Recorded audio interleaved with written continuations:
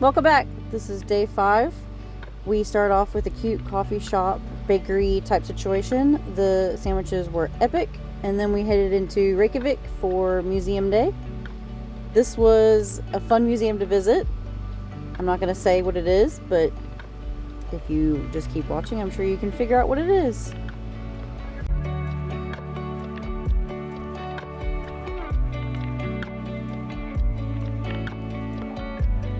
For lunch, we stopped at the only ramen place on the island, and it was killer. I swear, all their food is amazing. So for the rest of the day, we walked around, we got to explore, we went to the harbor. I love planes, so naturally I recorded every plane I could see.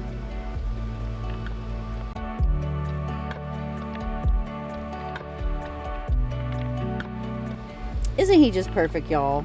Perfect.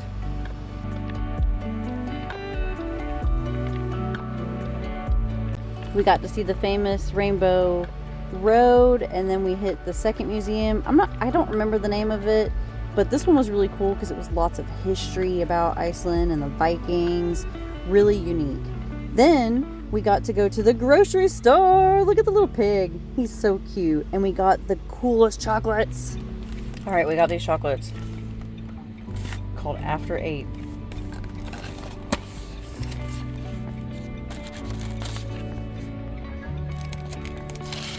Most bougie thing I've ever seen. Ooh, another one. Okay. Oh, piece of candy. Oh, piece of candy. Cheers. So good. Don't make the face.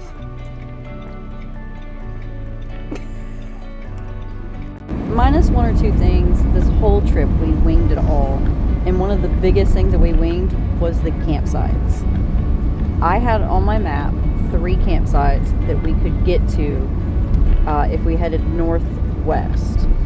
And we weren't really sure that we were going to be able to get to this one. Google reviews weren't quite accurate. The website that I had wasn't accurate. And it was kind of just a guessing game if we were going to have a place to stay for this night.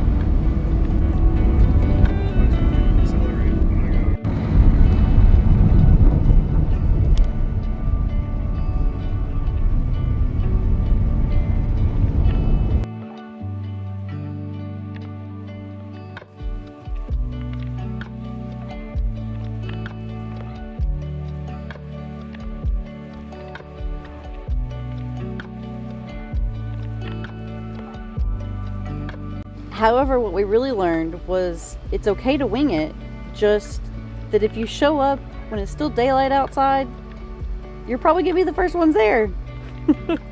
So this was actually our favorite campsite. The views were incredible. The whole atmosphere was amazing.